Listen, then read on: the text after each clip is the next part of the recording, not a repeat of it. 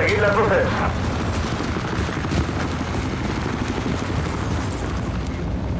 Ya no vemos al sospechoso.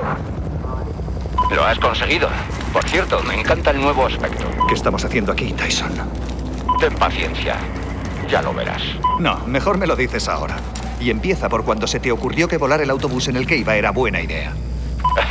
Fue una idea pésima, pero funcionó. Venga, sígueme.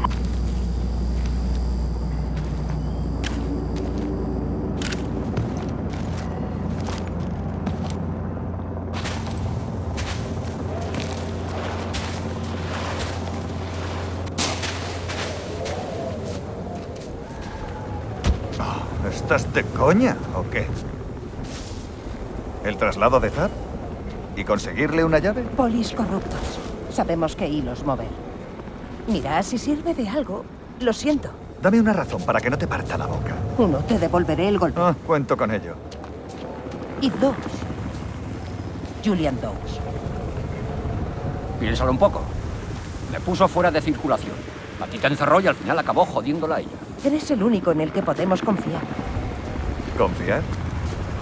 ¿Y qué podría sacar yo de esto? Dawes tiene que entender que sus actos tienen consecuencias. Tú siempre has sido de los que creen en la justicia para todos, ¿no? ¿Y si os mando a los dos a tomar por culo? Pues nos vamos a tomar por... ¿Qué? ¿Qué? Y te ganarías otro uniforme de prisión.